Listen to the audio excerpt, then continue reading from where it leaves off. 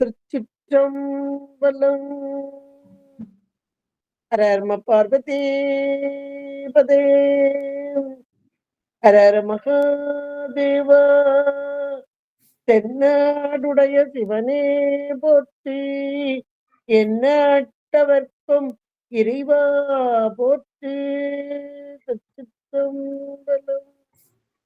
ஒளியான திருமேனி உமைதானோ மிகமேவும் கழிஞான வரும் யானை கடல் நாயும் மறவாமல் அழியாழும் மல தோவும் அடியார்கள் உளமாற வழியாகும் வலிதாய வினை கூட நினையாவே. சிற்றம்பலம். தில்லை குத்தபெருமான் திருவடிகளை சிறமேற்கொண்டு குருமகா சன்னிதானங்கள் பொற்பாதம் பணிந்து அடியவர் மக்கள் பொற்பாதம் பணிந்து இன்றைய அடிப்படை சைவ சித்தாந்தம் என்ற தலைப்பிலே சில கருத்துக்களை, சைவ சித்தாந்த கருத்துக்களை உங்களோடு பகிர்ந்து கொள்வதற்கு அருமையான ஒரு வாய்ப்பை தந்ததோடு மட்டுமல்லாமல் இந்த ஒரு அருமையான நிகழ்வை நிகழ்த்தி கொண்டிருக்கும், ஏற்பாடு செய்து நடத்தி கொண்டிருக்கும் சாந்த அம்மையார் அவர்களுக்கும் அப்பர் அருள்நெறி மன்றத்தின் வாயிலாக எல்லோரும் பயன்பெற வேண்டும் என்பதற்காக அம்மையார் அவர்களும் கோமலையா அவர்களுக்கும் மற்றும் இதை கேட்டு மகிழ்ந்து கொண்டிருக்கும் அடியவர் பெருமக்களின் பொற்பாதம் பணிந்து இன்றைய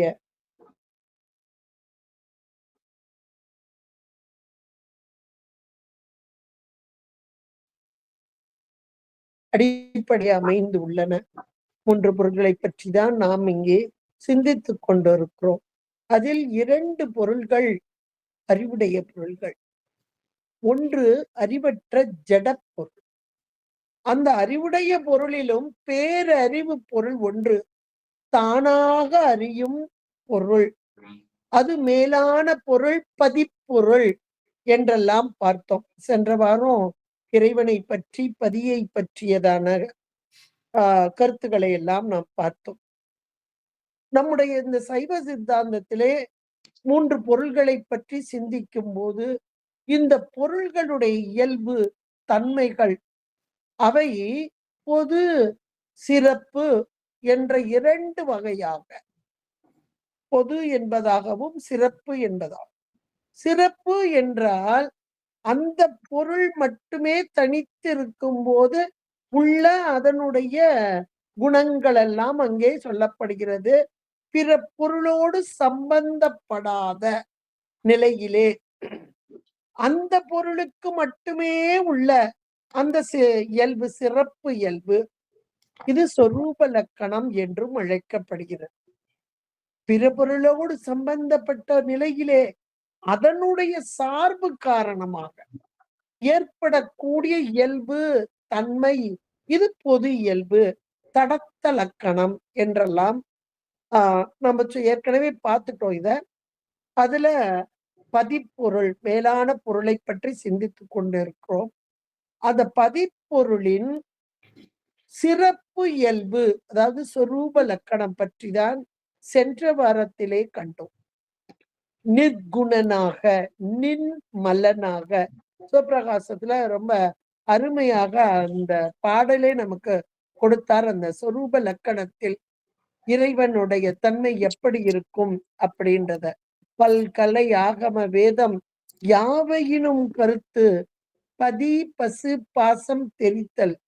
பதி பரமே, அதுதான் நிலவும் மறுவுரு இன்றி குணம் குறிகள் இன்றி நின்மலமாய் ஏகமாய் நித்தமாகி அழகில் உயிர்க்கு உணர்வு ஆகி அசலம் ஆகி அகண்டிதம் ஆகி ஆனந்த உருவாய் அன்றி செல் அரிதாய் செல் கதியாய் சிறிதாகி பெரிதாய் திகழ்வது தற்சிவம் என்பர்.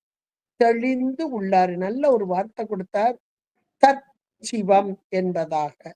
தற்சிவம் என்பதுதான் சொரூப சிவம், சொரூப லக்கணம் என்று சொல்லக்கூடியது.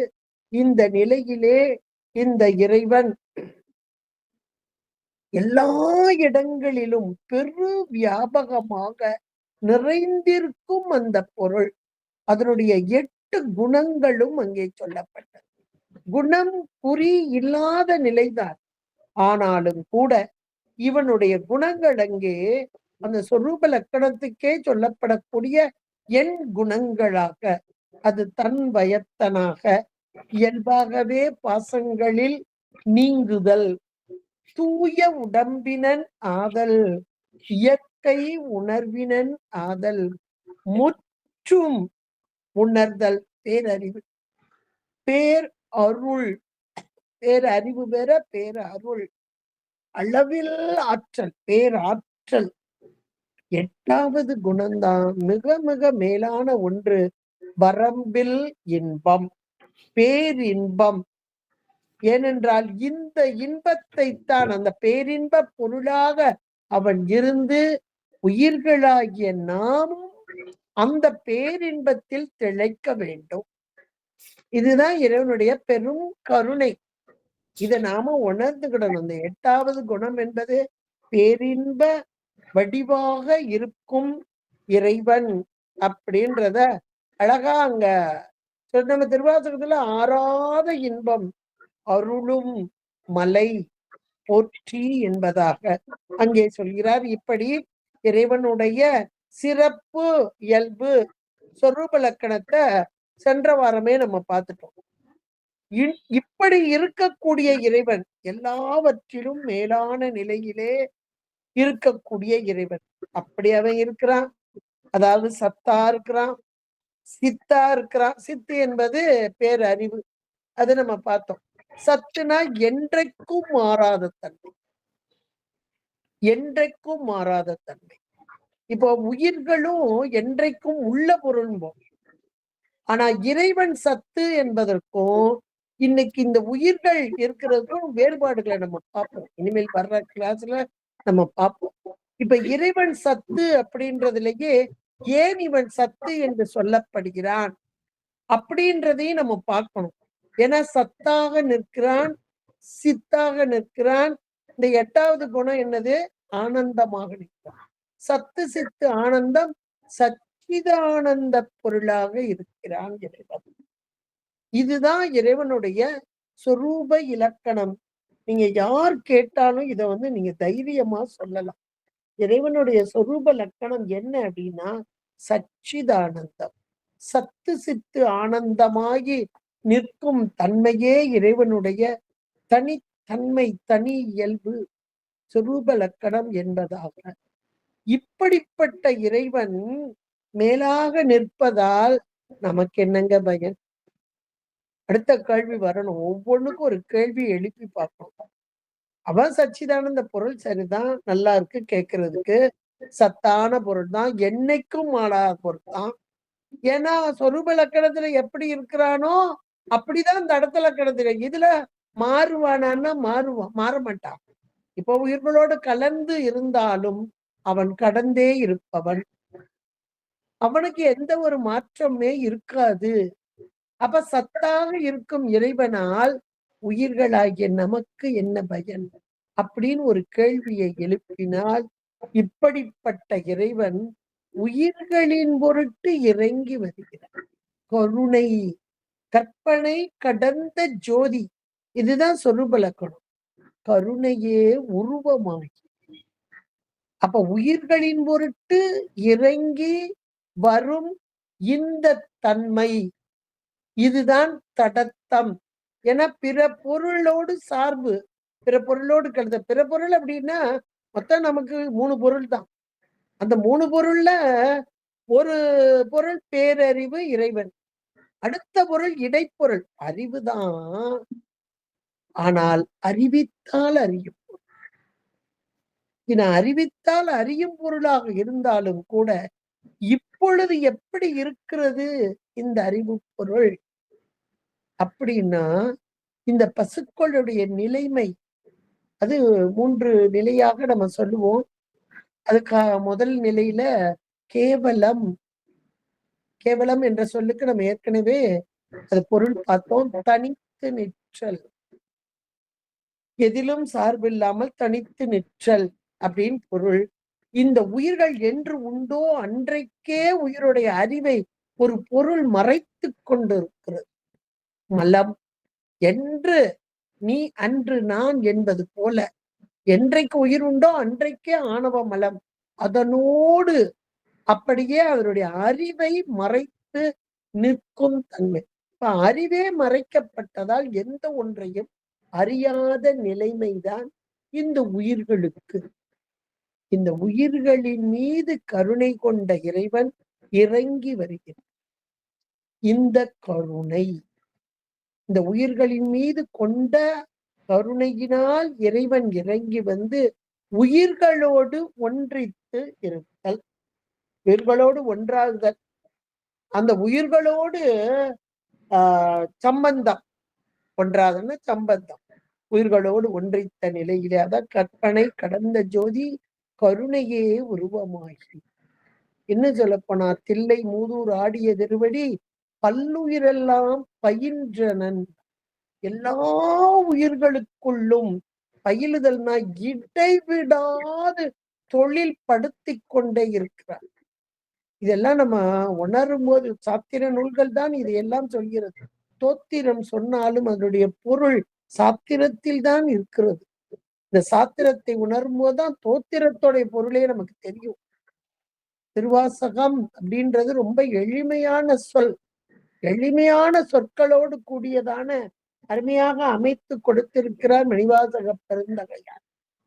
எளிதாக எல்லாராலும் பாடப்படக்கூடியதாக இருக்கு. ஆனாலும் பொருள் ஆழம் கொண்டதாக. அந்த பொருள் ஆழம் என்பது ஏன்னா இந்த திருவாசகம் என்பது ஈக்குவல் டு சிவஞான போதம். அவர் அதை கேட்டாரு. அதனால இங்க சிவஞான போதம் சூத்திர வடிவுல ஏற்கனவே மேகண்ட தேவநாயனார் செய்து வைத்திருக்கிறார்.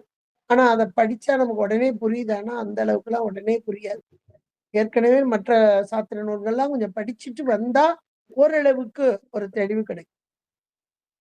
ரொம்ப எளிமையாக திருவாசகத்தை அமைத்து அப்படியே சிவஞான போதத்தை 12 சூத்திர கருத்துக்களையும் அப்படியே கொண்டு வந்து இங்கே திருவாசகமாக்கி நம்ம எவ்வளவு அழகா ஈஸியா பாடுறோம். எல்லா இடங்கள்லையும் இன்றைக்கு திருவாசக முற்றோதல் என்பது மிக மிக அது சந்தோஷமாவும் இருக்கு. திருவாசக முற்றோதல் என்பது பொருள் புரியவில்லை என்றாலும் பலன் உண்டு, முழுமையான பலன் உண்டு. அப்ப அந்த முழுமையான பலனை அனுபவிக்க வேண்டும் என்றால் பொருள் புரியவில்லை என்றால் கூட நாம் அனுபவிக்கலாம். இப்ப இறைவன் எப்படிப்பட்டவன் என்பதை திருவாசகம் சொல்ற மாதிரி வேற எங்கேயும் சொல்ல முடியாது. ஆனா நமக்குதான் முடியாது. அவ்வளவு ஒரு அருமையாக அப்ப இறைவன் மேலான நிலையில் இருக்கும் இறைவன் பெரு வியாபகமாக எல்லாவற்றிலும் கலந்திருக்கும் இறைவன், கடந்திருக்கும் இறைவன்.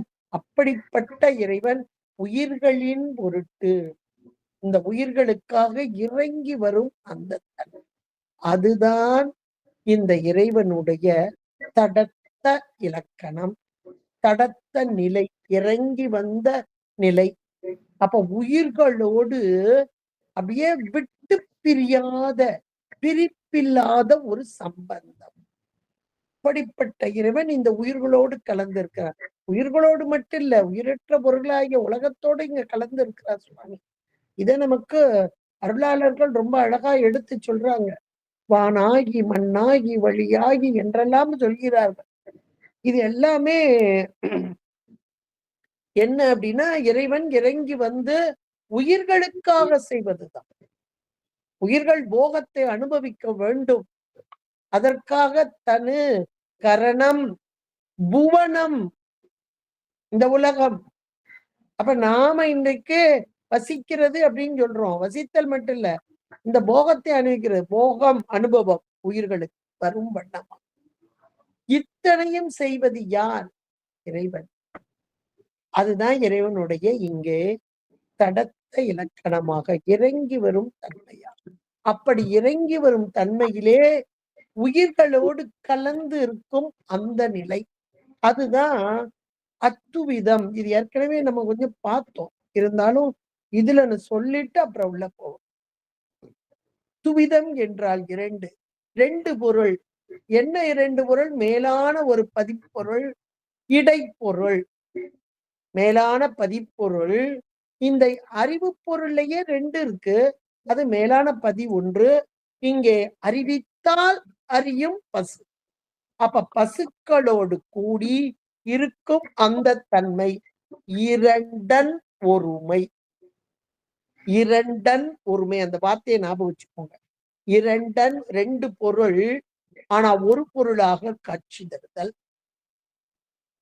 இப்ப நமக்கு உடம்பு தெரியுது, உயிர் தெரியல. ஆனாலும் கூட உயிர் இருந்தாதான் உடம்பு இன்றைக்கு செயல்படும் தெரியுது. ஆனா உயிருக்கு உயிராக இருந்து நம்மை செலுத்துபவன் இறைவன் என்று நாம உணர முடியுதா? இந்த நூல்கள்லாம் சொன்ன பிறகு நாம ஓரளவு பண்ணணும். அப்ப அந்த கலப்பு எப்படி இருக்கு பாருங்க. அத்துவிதம் என்ற கலப்பு. அதான் 2 பொருள் இருக்கு. ஆனால் ஒன்றாக தெரிகிறது. இப்ப இந்த அத்துவிதம் என்ற அந்த சொல்லுக்கு நம்முடைய சைவ சித்தாந்தம், அதாவது இறைவனுக்கும் உயிருக்கும் உள்ள அந்த தொடர்பு. இன்னும் சொல்ல போனா அந்த இறைவன் இறங்கி வந்த தன்மையிலே தடத்த லக்கணம் என்று சொல்லக்கூடிய உயிர்களுக்காக இறங்கி வந்த தன்மையிலே கருணையின் வண்ணமாக, கருணைதான். இதுக்கெல்லாம் காரணம் ஏதாவது இருக்கா? நாமெல்லாம் இன்னைக்கு ஒரு வேலை செய்யணும்னா ஒரு எதையாவது எதிர்பார்த்து இப்படி செய்தால் இப்படி நடக்கும். இவர்களுக்கு இன்றைக்கு உதவி செய்தால் நாளைக்கு நமக்கு ஏதேனும் ஒரு வகையில் உதவி செய்வார்கள். இதுல நம்ம சாதாரணமா கூட உலகியல்ல நமக்கு சொல்லுவாங்க. அந்த காலத்துல எல்லாம் குழந்தைக்கு சாப்பாடு ஊட்டும் போது நிலாவை சாட்சி வைத்து ஊட்டுதல். நிலாச்சோறு நிலாவை காட்டி காட்டி அம்மா ஊட்டுவாளாம். ஏன்னா என் நிலவே நீ சாட்சி. எதுக்கு தெரியுமா? இன்னைக்கு நான் அந்த குழந்தைய பார்த்து பார்த்து ஊட்டுறேன். நாளைக்கு ஒரு எனக்கு வயோதிகம் முதுமை வரும்போது இந்த குழந்தை என்னை பராமரிக்க வேண்டும், அது நீயே சாட்சி என்றெல்லாம் கூட உலக வழக்கிலே சொல்வார். அப்ப தாய் அன்பிலேயே மேலான அன்பு தாய் அன்பு. அந்த தாய் அன்பு கூட எதிர்பார்ப்போடு இருக்கிறது. அதனாலதான் பால் நினைந்து ஊட்டும் தாயினும் ஒரு விம்மிகுதி போடுவார் மணிவாசகர். தாயினும் சால பரிந்து அப்படின்வார். அப்ப இறைவனுடைய கருணைக்கு கொஞ்சம் கூட எதிர்பார்ப்பு இல்ல. அப்படிப்பட்ட கருணையினால் இங்கே உயிர்களோடு தொடர்பு. அந்த தொடர்புதான் அத்துவிதம். ஆனால் இங்கே இறைவன் காட்சிப்படவில்லை. உயிர்கள் காட்சிப்படவில்லை என்றாலும் உயிர் இருப்பதை உணர்கிறோம். ஆனால் அந்த உயிரை செலுத்துதல் இறைவனே என்பதை நம்மால உணர முடியல. இதெல்லாம் இந்த நூல்கள் தான் நமக்கு எடுத்து சொல்லக்கூடியதாக இருக்கிறது. அப்படிப்பட்ட உயிர்களோடு கூடிய அந்த இறைவன் எதை செய்கிறான்? எப்படி முதல கலப்பு? ஒன்றாக இருக்கிறான். இது நமக்கு உண்மை விளக்கத்திலேயே நீ யார் 8 கேள்வியா வைப்பார். அந்த 8 கேள்வியில பதியை பற்றி சொல்லும் போது மனவாசகம் கிடந்தார். உண்மை விளக்கத்துல 8 கேள்விகளாய் வைத்து 8 கேள்விகளுக்கும் உரிய பதிலாக இங்க செய்யுளாக்கி கொடுத்திருக்கிறார்.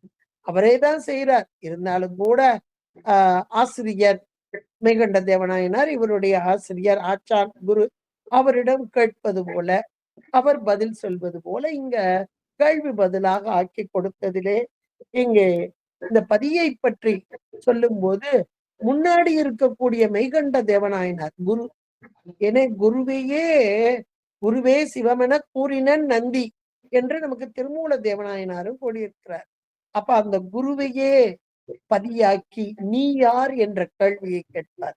அந்த நீ யார் என்ற கேள்விக்கு அருமையான ஒரு 3 செய்யுளை கொடுத்திருக்கிறார்.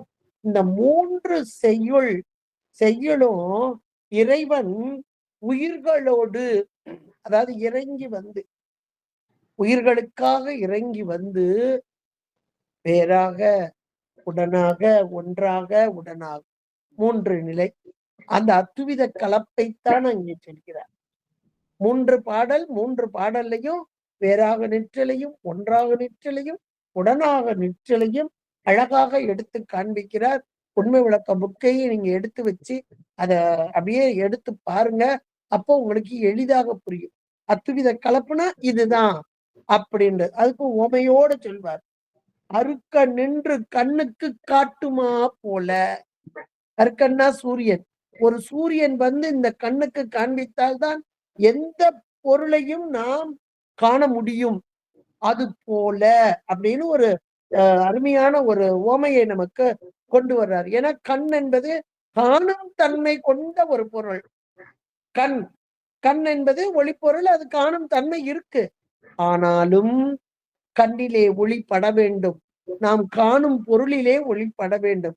அப்பொழுதுதான் இந்த பொருள் இது என்று நாம் உணர முடியும்.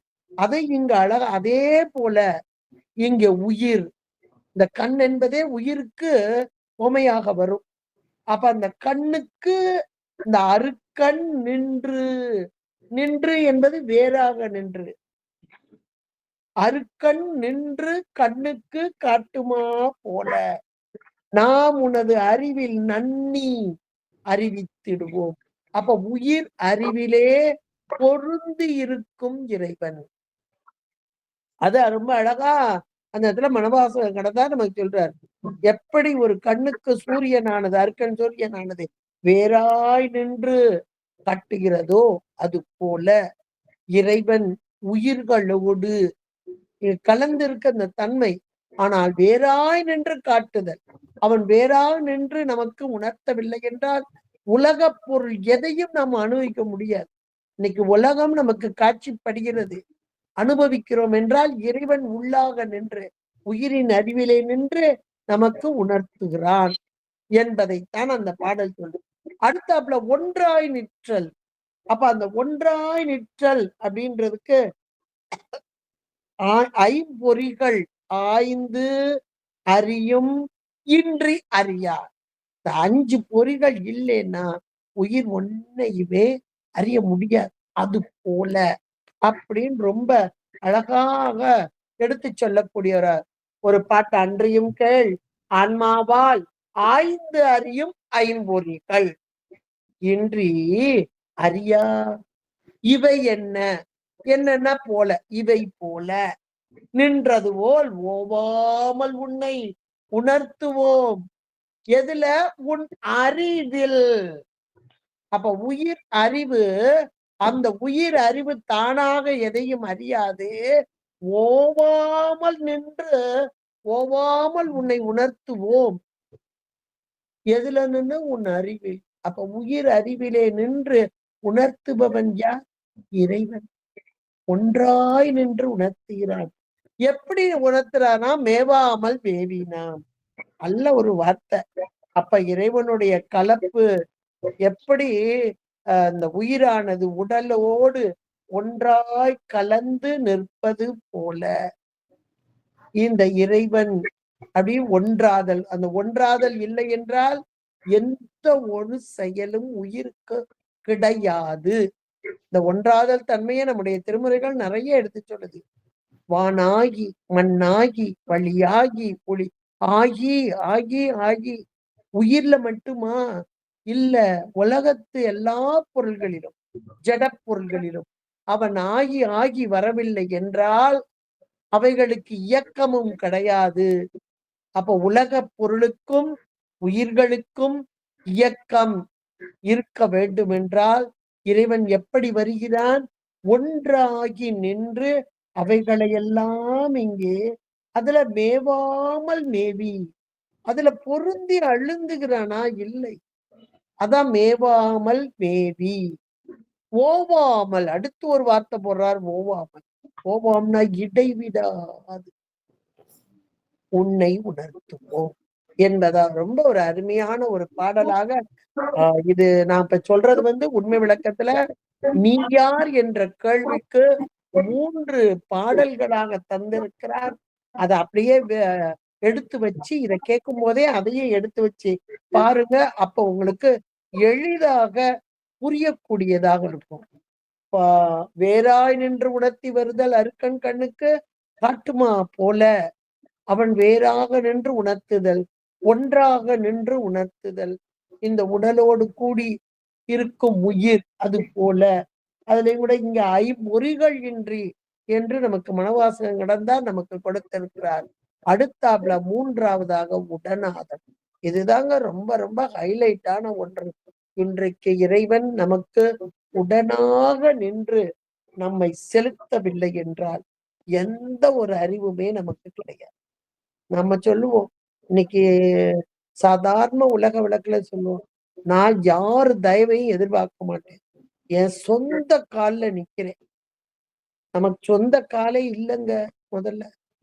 இந்த வார்த்தைய கேட்கும்போது நமக்கு நாமே சிரிச்சுக்கிடணும். நாமே சொன்னாலும் நம்ம சிரிச்சுக்கிடணும். ஏன்னா நமக்கு சொந்த கால் இல்லை. இறைவன் உள் நின்று செலுத்தவில்லை என்றால் எந்த ஒரு அறிவும் செயலும் உயிர்களுக்கு கிடையாது. இத நீங்க ஆழமா அழுத்தமா எழுதி வச்சுக்கணும். அவன் அன்றி ஒரு அணுவும் அசையாது. உணர்த்தில் உணர்வேன் உணர்த்தாயேல் நாயேன் கனத்தோ உணரும் வகை காணே. உணர்த்தினால் அன்றி உணராத ஒரு பொருள் அறிவு பொருள்தான். ஆனாலும் அறியாமையோடு கூடியிருக்கும் இந்த உயிர் இப்போது ஒன்றையும் அறிய முடியாமல் இருக்கிறது. இறைவன் ஒன்றாக வேறாக ஒன்றாக உடனாக நின்று செலுத்தக்கூடியவனாக இருக்கிறான். அதுல இந்த உடனாதல் என்பதுதான் காணும் உபகாரம் என்று சொல்வார். இந்த வேறாதல் அப்படின்றது காட்டும் உபகாரம். இறைவனுடைய உபகாரத்துல 2 வகை. ஒண்ணு காட்டுதல். இது இன்ன பொருள், இது இன்ன பொருள், இது உனக்குரிய பொருள், இது உனக்கு அல்லாத பொருள் என்றெல்லாம் காட்டுதல். எப்படி ஒரு சூரிய ஒளியானது தனித்து நின்று கண்ணுக்கு காண்பிக்கிறதோ அது போல இறைவன் அப்படியே வேறாக நின்று நமக்கு உணர்த்துதல். இது 5ஆம் சூத்திரம் நமக்கு சொல்லுது. இறைவனுடைய உபகாரத்துல காட்டும் உபகாரம். அடுத்து ஆனாலும் காட்டுனா கூட இந்த உயிர் தானா அப்பமும் உணர்ந்துருமானா இல்ல. காணுதல் உடனாகவே வருகிறது. அந்த உடனாக வர்றதுக்கு மனவாசகங்கடந்தார் ஒரு உவமை சொல்றாரு. அக்கரங்கட்கெல்லாம் அகர உயிர் நின்றார் போல. நல்ல ஒரு அருமையான ஒரு உவமை சொல்றார். அக்ஷரங்கள் எல்லா எழுத்துக்களையும் செலுத்துவது எது என்றால் அகர அ. இப்போ நம்ம சொல்லுவோம் இல்லையா, சாதாரணமா பேசும்போதே வாயை திறந்து பேசு அப்படி. வாயை திறந்தால் வரும் எழுத்து எது? அ. வாயை திறக்கும்போது அது இங்கிலீஷ் பேசுறாலும் சரி, ஹிந்தி பேசுறாலும் சரி, என்ன பேசினாலும் என்ன வருது? அ. அதான் அக்ஷரங்களுக்கெல்லாம் அகர உயிர் நின்றார் போல உடனாக. மிக்க உயிர்க்கு உயிராய் மேவினோம். எக்கண்ணும் நல்ல வார்த்தை. அடுத்த வார்த்தை எக்கண்ணும் நில்லா இடத்து. நில்லான்ற பக்கத்துல இறை நில்லா இடத்து உயிர்க்கு நில்லாத அறிவு. இறைவன் பக்கத்துல இல்லைன்னா உயிர்க்கு நில்லாது அறிவு அப்படின்னு யார் சொல்றான்னா நல் ஆகமம் போதும். நல் ஆகமம் என்றால் அங்க குற்றமற்ற அந்த ஆகமங்கள் இதையெல்லாம் சொல்கிறது அப்படின்னு ரொம்ப அழகா அங்க சொல்லப்பட்டது. அகர உயிர். இது நமக்கு இதுலயும் நமக்கு சொல்றார். பதிமுது நிலையிலையும் முதல் பாடலாகவே நமக்கு சொல்றார். அகர உயிர் போல அறிவாகி என்றெல்லாம் நமக்கு சொல்கிறார். அப்படிப்பட்ட இறைவன் அப்படியே உடனாக கண்ணொளியும் ஆன்ம போதமும் போல என்று உமையாகவும் நமக்கு இங்கு சொல்லப்படுகிறது. அப்ப இறைவன் உயிரின் அறிவிலே உடனாக நின்று செலுத்தினால் ஒழிய உயிருக்கு அறிவு என்பது எந்த ஒரு வகையிலும் கிடையாது என்பதை இப்ப இந்த 3 வகையாக அத்துவிதம் என்ற சொல். அத்துவிதம் என்பது ஒரு கலப்பு. 2 பொருள் ஒன்றாக கலந்து நிற்கும் தன்மை. இரண்டன் ஒருமை. அந்த அத்துவித கலப்பும் எப்படி இருக்கிறது? வேறாக ஒன்றாக உடனாக 3 வகையாக இருந்து உயிர்களுக்கு விளக்கம் தருவதற்கா. அப்ப இறைவனுடைய நோக்கம் என்ன? உயிர்கள் அறிவு பொருள். அந்த அறிவிலே உள்ள அறியாமையினால் ஒன்றையும் உணரமாட்டாமல் இருக்கிறது.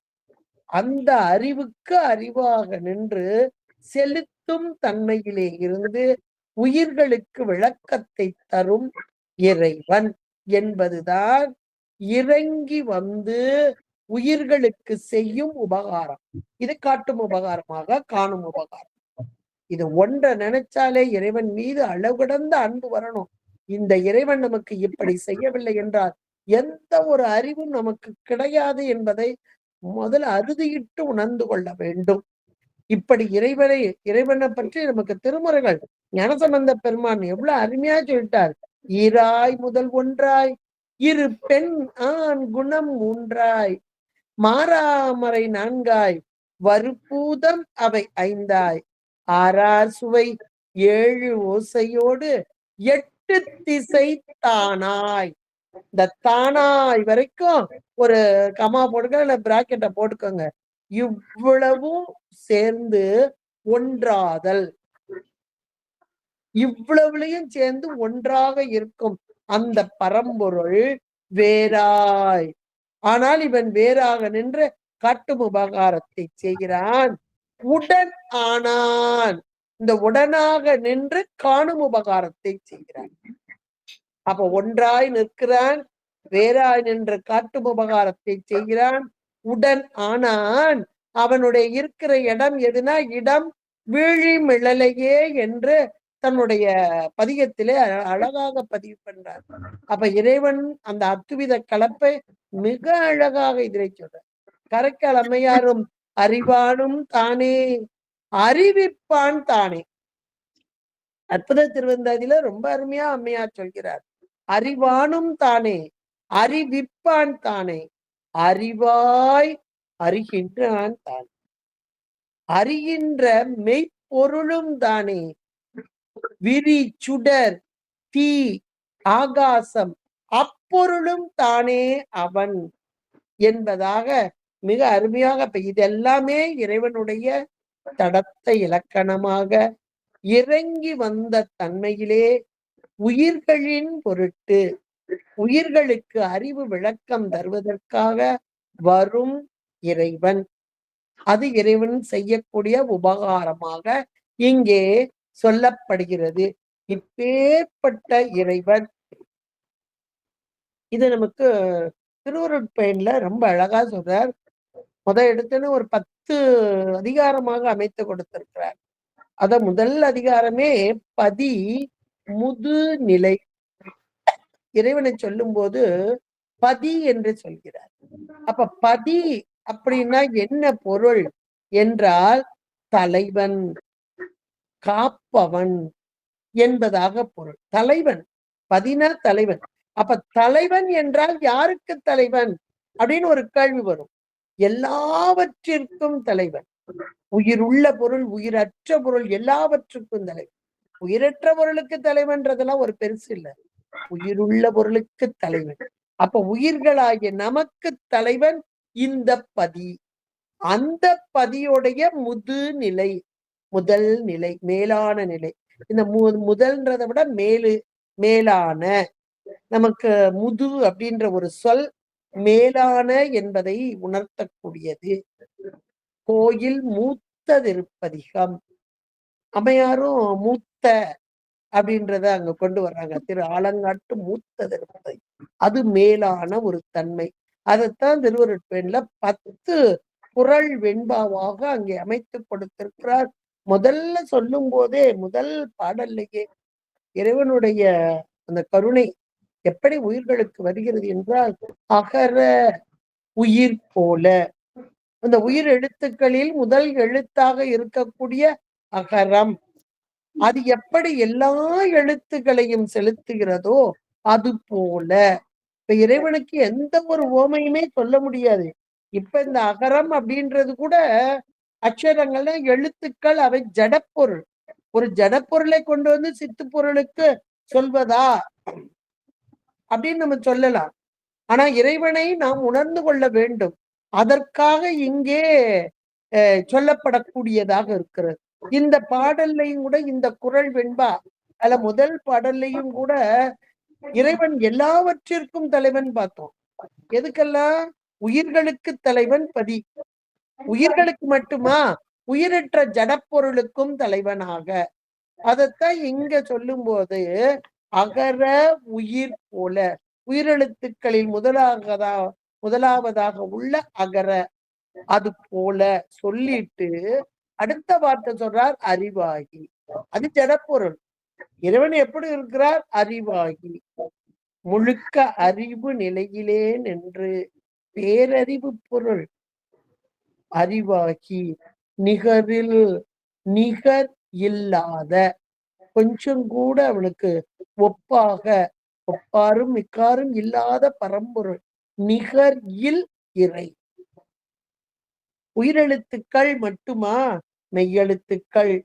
உயிர் மெய் என்ற மாத்திரத்திலே சித்தும் சடமுமாகிய உலகம் இதை இயக்கும் இறைவன் என்று இந்த பாடலின் மூலமாக இறைவன் இறங்கி வந்து, அதாவது தடத்த லக்கணத்திலே பதியாக வந்து அவனுடைய மேலான தன்மை என்னவென்றால் எல்லா உயிர்களையும் ஜடப்பொருளையும் உயிர்பொருளை மட்டுமல்ல ஜடப்பொருளையும் இயக்கும் தன்மை கொண்டவன் என்பதாக இங்கே சொல்லப்பட்டு, சரி இப்படி இறைவன் இறங்கி வந்து உயிர்களுக்கு செய்யும் அந்த உபகாரம், காட்டும் உபகாரம், காணும் உபகாரம், இப்படி எல்லாம் பார்த்துட்டோம். ஏன் செய்கிறான்? அடுத்த கேள்வி. இறங்கி வருகிறார், மேலான சத்து சித்து ஆனந்தமான பொருள், சச்சிதானந்த பொருள் இறங்கி வருகிறார்.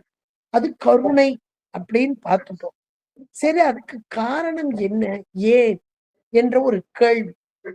அதுக்கு காரணம் என்ன அப்படின்னு ஒரு கேள்வியை எழுப்பினால் அடுத்த பாட்டிலேயே சொல்றாரு நம்முடைய உமாபதி சிவம், தன் நிலைமை மண் உயிர்கள் சார்.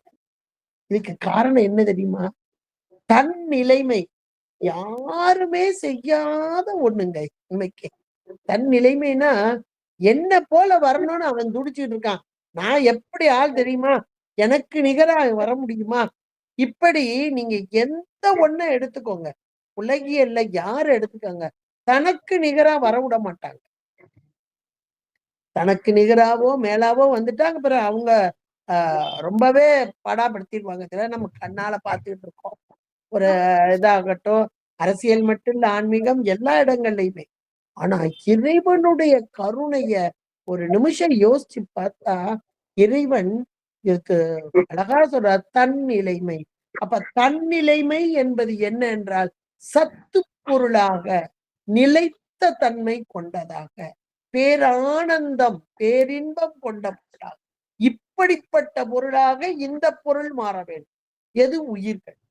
இன்றைக்கு உயிர்கள் எப்படி இருக்கிறது அப்படின்னா அறியாமையோடு கூடி ஒன்றையும் அனுபவிக்காமல் இருந்த நிலைதான் கேவல நிலை. ஒண்ணும் கிடையாது, அப்படியே மூடமாக முழு அறியாமையில் கிடக்குது, முடங்கி கிடக்குது. அப்படிப்பட்ட உயிர்களை இங்கே இறைவன் தன் நிலைமை மண் உயிர்கள் சார, அந்த வார்த்தையை போடுற.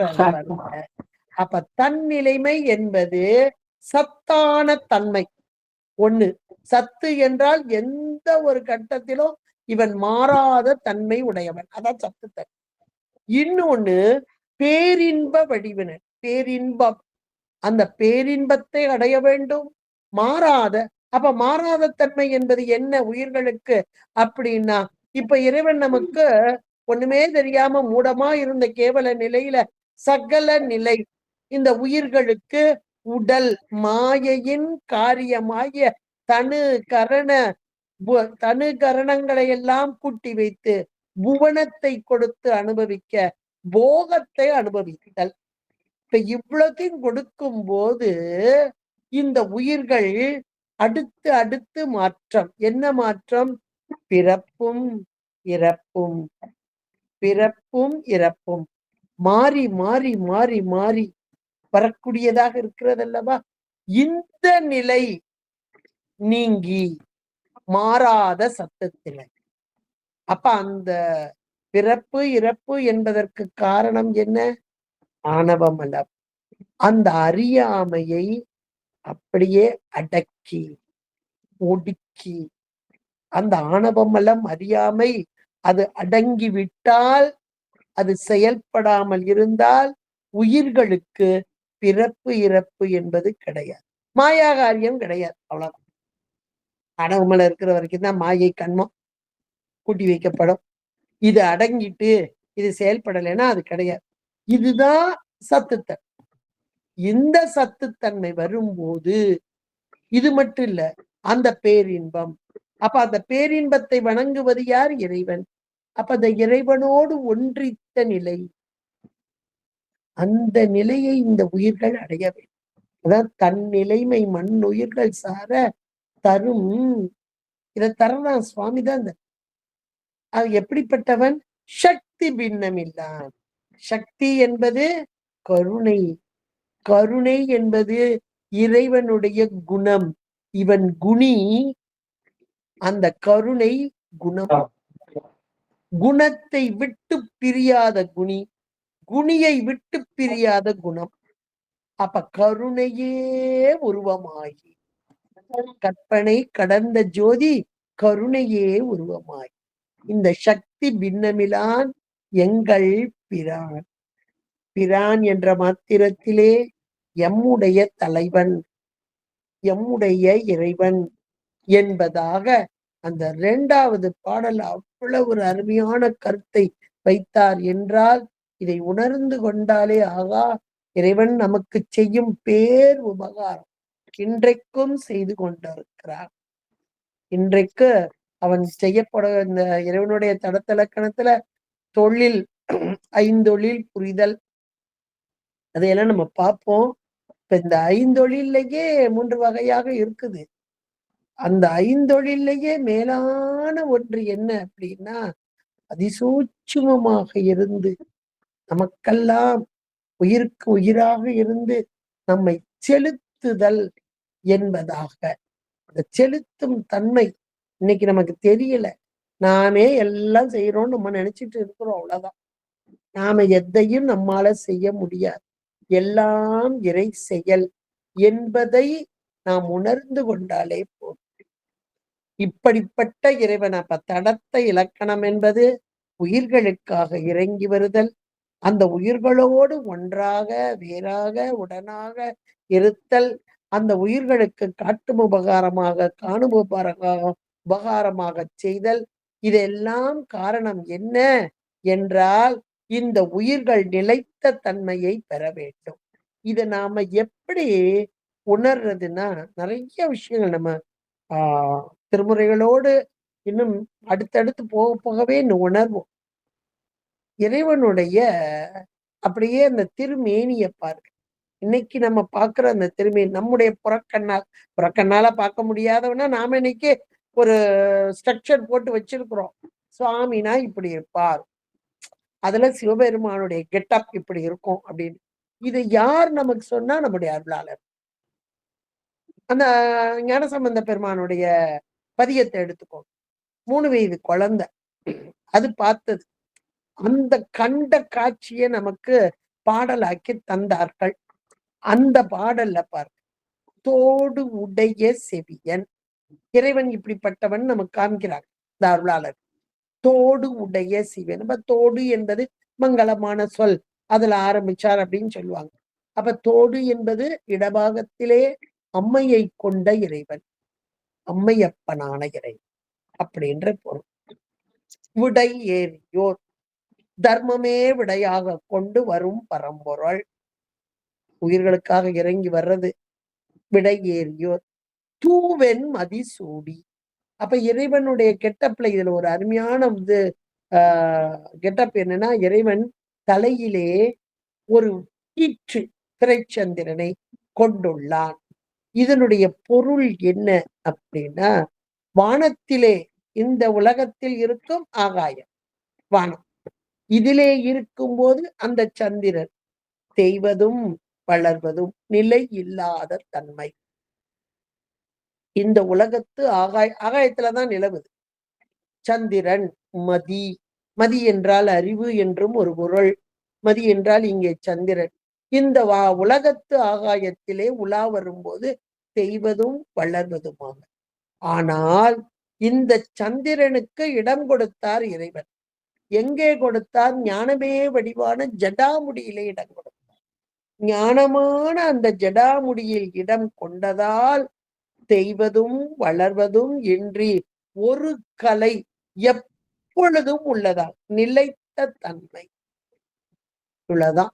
இந்த சந்திரனை பார்க்கும் போதெல்லாம் ஆன்மா ஞாபகத்துக்கு வரணும். இந்த உடம்போடு கூடி இருக்கும் வரையில் போவதும் வருவதும். போவது என்பது இறப்பு, வருவது என்பது பிறப்பு.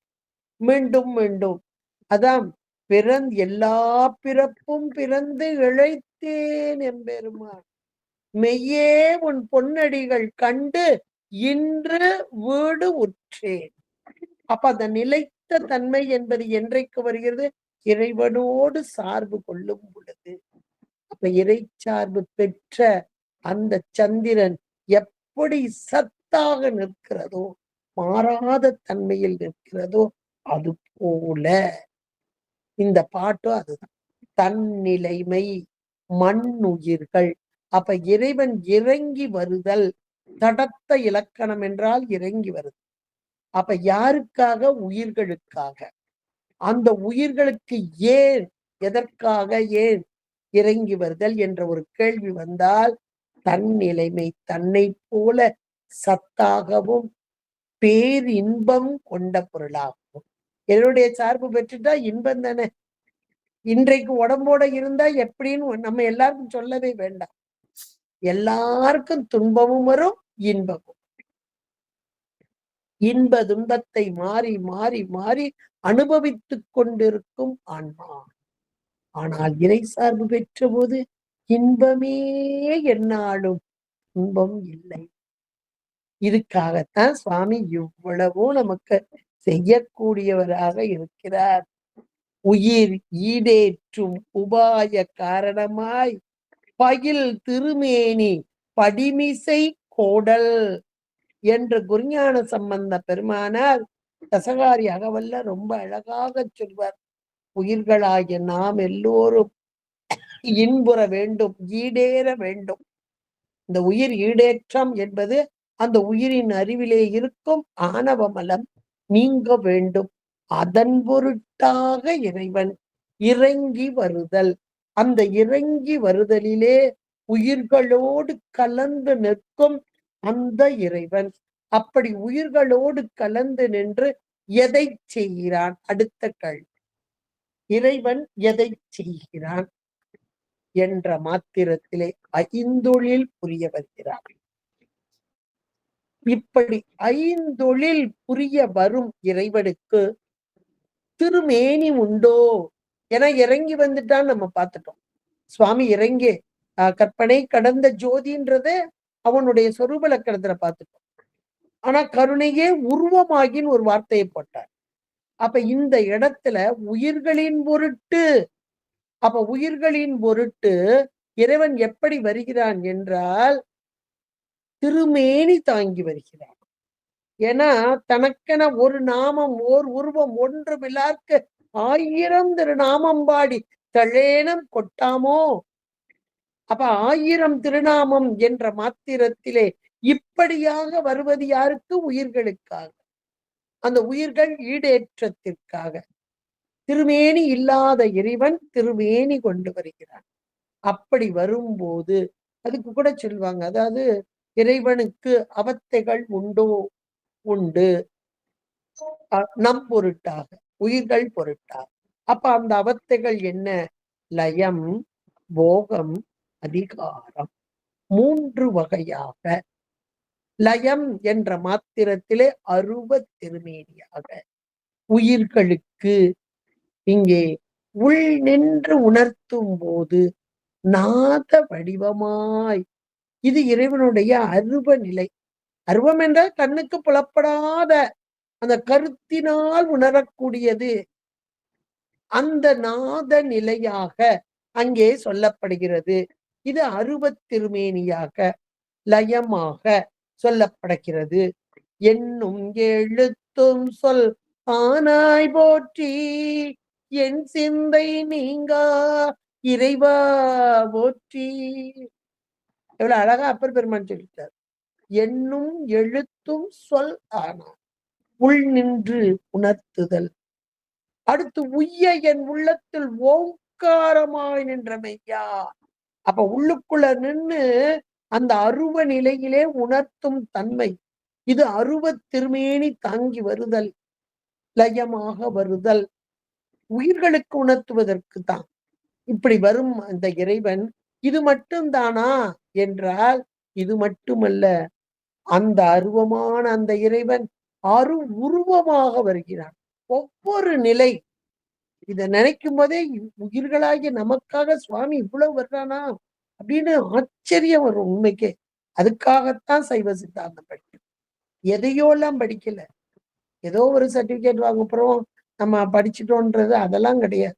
நம்மை பற்றிய பாடம். இறைவன் நமக்காக இறங்கி வரும் தன்மை. நாம் யார்? நம்முடைய தன்மை என்ன? இறைவன் நமக்கு செய்யும் உபகாரம் என்ன? இத புரியறதுக்கு தாங்க சைவ சித்தாந்தம். சைவ சித்தாந்தம்னா எதையோ நினைச்சிட்டு குழம்பி போய் இருக்கக்கூடாது. அப்ப அடுத்த நிலையாக இறைவன் வருவது என்ன என்றால் அரு உருவம். ஒரு சமயம் புலனாகி ஒரு சமயம் புலனாகாத அந்த நிலையாக இத ஜோதி வடிவம் என்று சொல்றார். நெருப்பு பிழம்பாக நின்ற வடிவம் என்று சொல்வார்கள். நம்ம கோவில்கள்ல கருவறையில பார்க்கக்கூடிய லிங்க வடிவம். அந்த லிங்கம் என்பதே இந்த சதாசிவ மூர்த்தி என்றும் இதை சொல்வார்கள். அந்த ஜோதி வடிவும் இந்த அரு உருவம் தான். திருவண்ணாமலையில சொல்லப்படக்கூடிய அந்த ஜோதி வடிவம் அண்ணாமலையாக நின்ற அந்த நிலை அரு உருவமாக புலப்பட்டும் புலப்படாமலும் நிற்கக்கூடிய அந்த நிலை. இது எல்லா ஆலயங்களிலும் சிவாலயங்களிலும் அது சதாசிவ மூர்த்தமாக நிற்கும் அந்த திருமேனி சதாசிவ திருமேனியாக. இது சிவலிங்க திருமேனிய சகல நிஷ்கலம். அந்த லயம் அப்படின்னும் போது அருவம் என்பது நிஷ்கலம் என்று சொல்வார்கள். அதுக்கு இன்னும் கொஞ்சம் விளக்கம் நம்ம பார்ப்போம். இன்னும் கொஞ்சம் விளக்கம் பார்த்தாதான் உங்களுக்கு நல்லா இருக்கும். அதுல நமக்கு சிவபிரகாசத்துல ரொம்ப அருமையா கொடுத்திருக்கிறார். அந்த விளக்கத்தையும் நான் உங்களுக்கு விளக்கமா சொல்றேன். ஓரளவு புரியும். இத பார்த்துட்டு நம்ம அதுக்குள்ள போனோம்னா கண்டிப்பா புரியும். சரியா? ஏன்னா அந்த நிலை எப்படி வருகிறது அப்படின்றத நம்ம புரிஞ்சுக்கணும். இப்ப முதல்ல இத நான் பஞ்சா சொல்லிடுறேன். அப்புறம் அதுக்குள்ள இன்னும் கொஞ்சம் டீப்பா போய் அதை பார்த்துருவோம். அதுக்கப்புறம் 5 தொழிலுக்கு வரும். அப்பதான் நமக்கு கோர்வையா இருக்கும். நீங்களும் எளிதாக புரிந்து கொள்ளக்கூடியவர்களாக இருப்பீர்கள். நிறைய பேர் சைவ சித்தாந்தம் படிக்கிறீங்க, தெரியும். இல்ல தெரியாதவங்க இருக்க மாட்டாங்க அநேகமா. எல்லாருமே ஓரளவு படிப்பீங்க. இருந்தாலும் நமக்கு கொடுத்த அந்த பகுதியில இப்ப இறைவன் பற்றி பார்த்துக்கிட்டு இருக்கோம். அந்த இறைவனுடைய தடத்தலக்கணத்துல இறங்கி வருதல். அப்ப அந்த இறங்கி வருதல்ல 3 வகையாக 3 வகை திருமேனியாக, அதுல அருவத் திருமேனியாக, அடுத்து அரு உருவமாக. அரு உருவம் என்பது சகல நிஷ்கல திருமேனியாக. இது கூட போக வடிவம் என்றும் நாம சொல்லக்கூடியவர்களா இருப்போம். இறைவனை கருவறையில் வைத்து சதாசிவ மூர்த்தியாக வழிபடுதல். இதுக்கு நமக்கு சாதாரணமா சொல்லும்போது சொல்லுவாங்க, பசுவோடைய உடம்பில் முழுக்க பால் ரத்தம் அந்த ரத்தத்தோட கலந்திருக்கதான் பால். இருந்தாலும் மடியில் தானே பாலை கறக்கிறோம். அது போல இறைவன் பார்க்கும் இடமெல்லாம் நீக்கமர நிறைந்தாலும் திருக்கோவில்களிலே அந்த கருவறையிலே லிங்க வடிவமாக, அதுதான் போக வடிவமாக திருமேனி போக திருமேனியாக சதாசிவ திருமேனியாக இங்கே காட்சி தருகிறார் என்று சொல்வோம். இதுதான் அருவுருவ திருமேனி என்றும் சொல்லப்படுகிறது. சகல நிஷ்கல திருமேனி. இதுல இன்னும் கொஞ்சம் விளக்கம் இருக்கு, நான் உங்களுக்கு சொல்றேன் அடுத்த. அடுத்தாப்புல 3வது திருமேனி உருவத் திருமேனி. இப்ப உருவம் என்பது கண்ணுக்கு புலனாக கூடியது. நல்ல உருவமா பாக்குறோம். திருக்கோவில்கள்ல நீங்க விநாயகராக, முருகராக, நடராஜ பெருமானாக, தட்சிணாமூர்த்தியாக, பைரவ கோலமாக, இப்படி எல்லாம் நம்ம உருவங்கள் எல்லாம் பார்த்து கொண்டே வருகிறோம். அப்ப இதெல்லாம் உருவத் திருமேனி. இந்த உருவத் திருமேனி எதற்காக? உயிர்களாக நமக்குத்தான், நமக்காகத்தான். அப்போ மேலான ஒரு நிலை அருவம், இடைப்பட்ட நிலை அருவுருவம், அடுத்து 3வது நிலை உருவம். இந்த உருவத்திலையும் மகேஸ்வர மூர்த்தம் என்று சொல்லப்படக்கூடியது. அது 25 திருமேனிவாங்க, 64 திருமேனி என்று கூட சொல்வார்கள். அது நிறைய படங்கள்லாம் கூட வந்திருக்கும். சுவாமி எடுக்கக்கூடிய திருமேனி என்ன அப்படின்லாம் வரும். அப்ப திருமேனி தாங்கி வருதல் மொத்தத்துல. இப்ப இறைவன் திருமேனி தாங்கி வருதல்.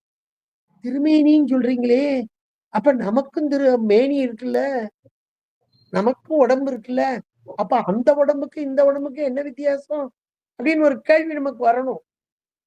நம்முடைய உடல் என்பது இது மேனிதான். திருமேனின்னு சொல்லக்கூடாது, மேனின்னு சொல்லணும். அதைத்தான் திருமேனின்னு சொல்றோம். அப்ப நமக்கு மேனி உடல் என்பது வினைக்கு ஈடாக மாயையின் காரியமாக, அவ்வளவுதான். மாயை கூட்டல் வினை, மாயையின் காரியமும் வினையும் நாம் செய்த வினைதான். நாம் செய்த வினை, வினை போகமே ஒரு தேகம் கண்டாய், வினை போய்விடில் தேகம் எல்லாமே. அப்ப வினைக்கு ஈடாக மாயையின் காரியம்தான் தனுவாக, கரணமாக, புவனமாக, போகமாக, நமக்குரிய போகமாக அமைத்து கொடுக்கப்படுகிறது. யாரால்? அதெல்லாம் இறைவனுடைய செயல் எப்படி வருது நம்ம பார்க்க போறோம். ஐந்தொழில் புரியும் போது அதெல்லாம் வரும். இப்போ இறைவனுக்குரிய திருமேனி, ஏன்னா 3 வகை திருமேனி, அருவமாக, நிஷ்கலமாக, அருவுருவமாக, சகல நிஷ்கலமாக, அடுத்து உருவமாக சகல திருமேனியாக. இந்த சகல திருமேனி என்ற மாத்திரத்திலே அதிலே 3 வகையாக உருவம் தாங்கி வந்துட்டார் சுவாமி. அந்த உருவம் என்ன உருவம்? முதல்ல அந்த கேள்வி. அந்த நம்முடைய உருவம், நமக்கு உருவம் கொடுக்கப்பட்டிருக்கு அப்படின்னா மாயையின் காரியமும் வினைக்கு ஈடாக. அப்ப இறைவனுக்குரிய அந்த உருவம் எது என்றால் அருளே உருவமாக, அருளையே தனக்கு உருவமாக கொண்ட இறைவன். அதுலயும் கூட நமக்கு உண்மை விளக்கத்துல ரொம்ப அழகா நமக்கு சொல்லக்கூடியவராக இருக்கிறார். இறைவன் கொள்ளும் அந்த திருமேனி என்பது அருள் திருமேனி, அருளையே திருமேனியாக கொள்ளும் அந்த இறைவன். அந்த அவனுடைய திருமேனியிலையும் பாத்தீங்கன்னா அங்கம், பிரத்யங்கம், சாங்கம், உபாங்கம் என்றெல்லாம் பார்க்கலாம். அங்கம் அப்படின்னா அந்த இறைவனுடைய உடம்பு. சாதாரண அங்கம்னா என்ன சொல்லுவோம்? உடம்புன்னு சொல்லுவோம். அந்த உடம்பு முழுக்க இறைவனுடைய உடம்பு. அடுத்து பிரத்யங்கம். பிரத்யங்கம் என்பது இந்த திருவடி, திருக்கரம், இதெல்லாம் பிரத்யங்கம். அடுத்து சாங்கம், சாங்கம். அந்த சாங்கம் என்பது இந்த அங்கத்தோடு, உடம்புன்றது அங்கம் பார்த்தோமா, அந்த உடம்போடு கூடி உள்ள எதெல்லாம் கூடியிருக்கு? சூலம் இருக்கு, மழு இருக்கு, பாம்பு இருக்கு, அபய முத்திரை இருக்கு, நெருப்பு இருக்கு ஒரு கையில, இதெல்லாம் சாங்கம். அப்புறம் அங்கத்துல இருக்கக்கூடிய ஆடை, சாமிக்கு ஆடை, அணிகலன்கள் இதெல்லாம் நம்ம சேர்த்துறோமா, மாலை, அப்புறம் அவருக்கு ஒரு இருக்கை, இதெல்லாம் கொடுக்குறோமா, இதெல்லாம் உபாங்கம். இப்போ அங்கம், பிரத்யங்கம், சாங்கம், உபாங்கம், இந்த 4மே அருள், அத்தனையுமே அருள். அருள் வடிவே கொண்ட இறைவன் எம்பெருமான். அருளை மட்டும்தான் திருமேனியா கொண்டானா அப்படின்னா, சுவாமியுடைய திருமேனி நீங்க நடராஜரை பத்தி படிக்கும்போது உண்மை விளக்கத்திலே அவர் சொல்வார், மந்திரத்தையே திருமேனியாக. மந்திரம் என்பது நமக்கு சைவம் சைவ சித்தாந்தம் சைவம் சொல்லக்கூடியது 5 எழுத்து மந்திரம். இந்த 5 எழுத்து மந்திரத்தையே திருமேனியாக கொண்ட இறைவன் எம்பெருமான். எவ்வளவு ஒரு அருமையான பாருங்க. அருளையே திருமேனியாக கொண்ட இறைவன் மந்திர திருமேனி கொள்கிறான். அந்த மந்திரம் 5 எழுத்தையே தனக்கு திருமேனியாக கொண்ட இறைவன். அப்ப உருவம் என்ற மாத்திரத்திலே இறைவனுக்கு உருவம் உண்டா? உண்டு. அருளையே திருமேனியாக கொண்ட இறைவன். அந்த அருளையே திருமேனியாக கொண்டது எதற்காக? உயிர்களாகிய நமக்கு போகத்தை தருவதற்காக. போகம் மட்டும் இல்ல, ஐந்தொழில் புரிய வர்றதுக்கு இதுதான் சாமிதான், இந்த உருவத்திருமேனி தான் வருது. அது எப்படி வருதுன்னு பார்ப்போம். இப்ப இந்த உருவத்திருமேனி வந்துட்டு எது? அருள் திருமேனியாக, மந்திர திருமேனியாக இப்படி எல்லாம் வருது. இப்படி வரும் அந்த திருமேனியும் 3 வகையான வடிவம். என்ன வடிவம்? போக வடிவம், யோக வடிவம், வேக வடிவம். 3 வகையாக வருகிறது. போக வடிவம், போகம் என்ற மாத்திரத்திலே இறைவன் எம்பெருமான் அம்மையோடு கூடியது. அம்மையோடு கூடிய அந்த தன்மையைத்தான் இங்கே போக வடிவம். இன்னைக்கு கோவில்கள்லாம் நமக்கு ஒவ்வொரு வருடமும் திருமண விழா கோவில்கள் நடக்கும். கல்யாண காட்சி எல்லா கோயில்களையும் சிவாலயங்கள் எல்லாம் நடக்கும். ஒவ்வொரு கோயில்கள்ல ஐப்பசி மாசம், இப்ப எங்க ஊர்ல எல்லாம் ஐப்பசியில தான் திருக்கல்யாணம். சில ஊர்ல மதுரையில எல்லாம் சித்திரையில திருக்கல்யாணம். ஆனா வருஷத்துக்கு ஒரு தடவை திருக்கல்யாணம். இந்த திருக்கல்யாணம் என்பது இறைவன் எம்பெருமான் போக வடிவம் கொண்டு அம்மையோடு கூடி நின்று இங்கே உலக மக்களுக்கு அருள் புரிய வரும் தன்மை. வாக்கே நோக்கிய மங்கை மணாளன். மங்கை மணாளன், மங்கையோடு கூடிய அந்த நிலைதான் இங்கே போக வடிவம் என்று சொல்லி அம்மையப்பனாக நிற்கும் அந்த காட்சி. அந்த தேரோட்டத்துல வரும்போது அம்மையப்பனாக வர்றாங்க இல்லையா? இது எதற்காக? உயிர்களாகிய நமக்கு அருள் புரிவதற்காக. சுவாமிக்கு எது அதனால ஆக போறதா ஒண்ணும் கிடையாது. நமக்கு போகத்தை தருவதற்காக, உயிர்களாகிய நமக்கு போகத்தை தருவதற்காக இறைவன் எம்பெருமான் திரு கல்யாண காட்சி கல்யாண கோலம் கொண்டு இங்கே வருகிறான். கல்யாண சுந்தரராக வருகிறார். ஒவ்வொரு இடத்துல பார்த்தீங்களா அணைந்த பிரான அப்படியே அம்பாள் அணைந்து கொண்டு வருவார். அதுவும் உயிர்களாகிய நமக்கு போகத்தை தருவதற்கே. இதெல்லாம் போக வடிவம் என்பதில் அமையும். நடராஜமூர்த்தமும் போக வடிவம் தாங்க. என ஒரு பாகம் அம்மையை கொண்ட நிலையிலே அங்கே காட்சி தரும் இறைவன் நடராஜமூர்த்தம் என்பது போக வடிவமாக. அடுத்து யோக வடிவம். யோக வடிவம் என்ற மாத்திரத்துல எல்லாருக்கும் தெரியும். எல்லா திருக்கோவில்களிலும் எல்லா சிவாலயங்களிலும் தென் திசை நோக்கியவராக திசை காட்டும் கருவியை போல தென்முக கடவுள் என்று சொல்லக்கூடிய தட்சிணாமூர்த்தி. தட்சிணம் என்றால் தென் திசை, தென்முக கடவுளா. ஏன் இந்த தென்முகம் என்ற மாத்திரத்திலே உயிர்களாகிய நாம் இன்றைக்கு உடம்பு எடுத்து மீண்டும் மீண்டும் பிறப்பு இறப்பு என்பதில் உழண்டு கொண்டிருக்கிறோம். அப்ப அந்த பிறப்பு இறப்பு என்பது நீங்கி மேலான சத்துத்தன்மையை, அதை அப்பதே பார்த்தோம், சத்துத்தன்மையை அடைய வேண்டும் என்பதற்காக. அப்ப அந்த சத்துத்தன்மையை அடைய வேண்டும் என்றால் அறியாமை நம்மை விட்டு நீங்க வேண்டும். இந்த அறியாமை என்பது இங்கே மரணத்தை நோக்கி செல்லுதல். மரணத்தை நோக்கி, மரணம் என்பது தென் திசை. தென் திசை தானே இந்த யமன் இருக்கக்கூடியது.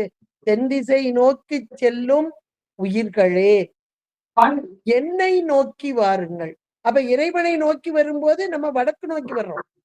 அப்ப தென் திசை என்பது மரண திசை, வடதிசை என்பது சரண திசை.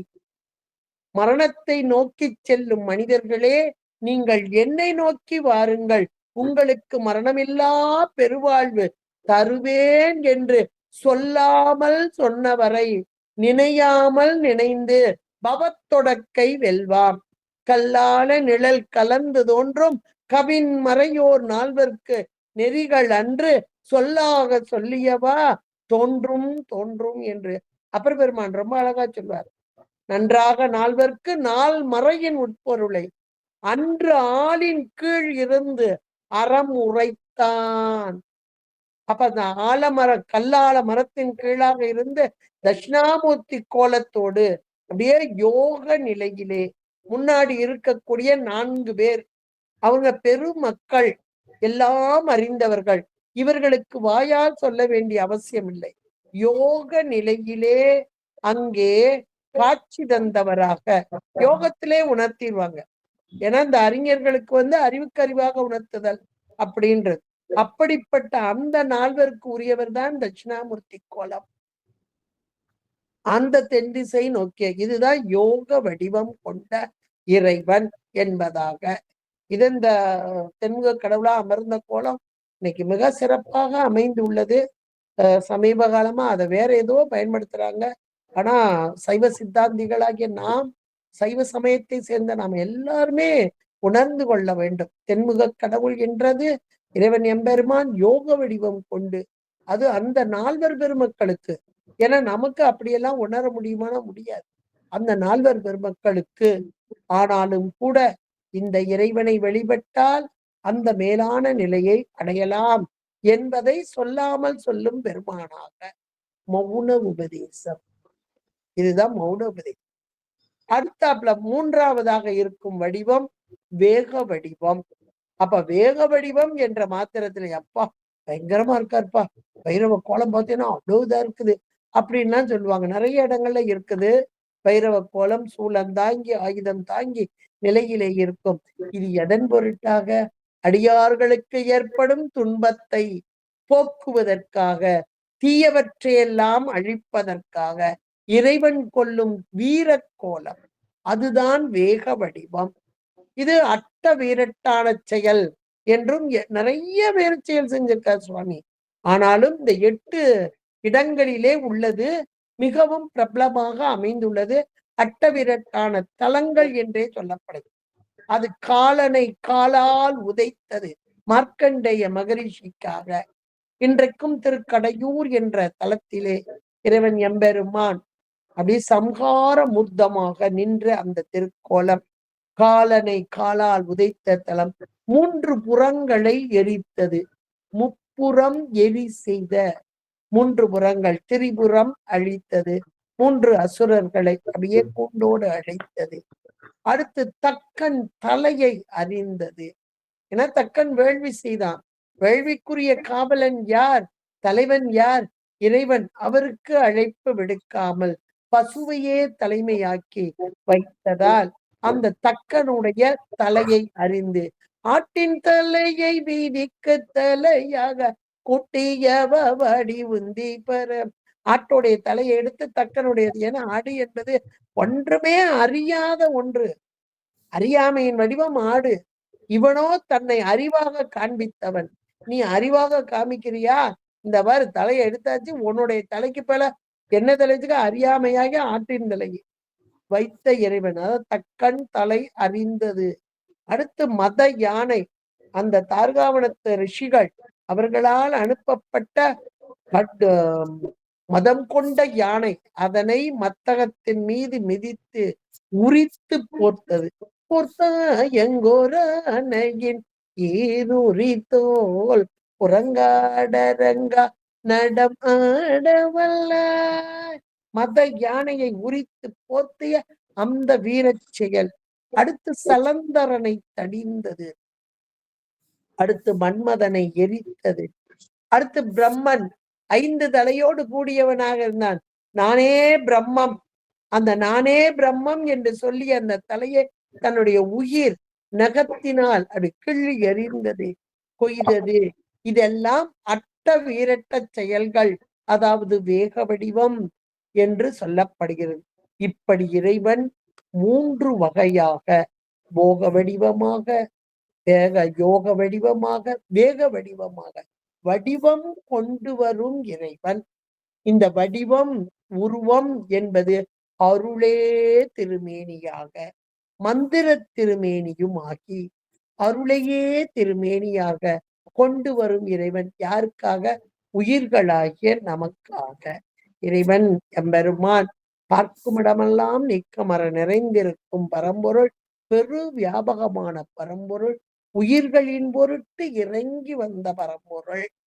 அந்த உயிர்களுக்காக இறங்கி வரும்போது, உயிர்களோடு கலந்து நின்ற அந்த தன்மை, 2 பொருள் ஒன்றாக காட்சிப்பட்ட தன்மை. என் உளமே புகுந்த அதனால், என் உள்ளம் கவர் கள்வன் என்றெல்லாம் ஞானசம்பந்த பெருமான் மிக அழகாகச் சொல்வார். அப்படி இறைவன் உயிர்களோடு கலந்து நின்ற அந்த தன்மை அத்துவிதமாக, அப்படி ஒன்றாக, வேறாக, உடனாக, இப்படி இறைவன் வேறாக நின்று காட்டும் உபகாரமும், உடனாக நின்று காணும் உபகாரமும், உயிர்களுக்கு செய்யக்கூடிய அந்த உபகாரம் இறங்கி வந்து தடத்த லக்கணத்திலே உயிர்களின் பொருட்டு இறங்கி வந்து உயிர்களுக்கு உதவுவது எதற்காக என்றால், உயிர்களெல்லாம் தன் நிலைமை இந்த மண்ணுயிர்கள் சாரும் வண்ணமாக நிலைத்த தன்மையை பெற வேண்டும் என்பதற்காக, பேரின்பத்தை அனுபவிக்க வேண்டும் என்பதற்காக, இப்படி இறைவனுடைய தடத்த லக்கணமாக இப்படி பார்த்தோம். இனிவரும் நாளிலே இறைவன் தடத்த லக்கணத்திலே ஐந்தொழில் புரிதல் என்பதை குறித்து நாம் அடுத்த வார வகுப்பிலே நம்ம பார்க்கலாம். இதுகாரும் கேட்டு மகிழ்ந்த அடியவர் பெருமக்களின் பொற்பாதம் பணிந்து நல்ல வாய்ப்பு தந்த அப்பர் அருள்நெறி மன்றத்தை சார்ந்த சாந்தா அம்மையாரும் சோமசேகர் ஐயா அவர்களுக்கும் நன்றி கூறி உங்களிடமிருந்து விடைபெறுகிறேன். நன்றி, வணக்கம். திருச்சிற்றம்பலம்.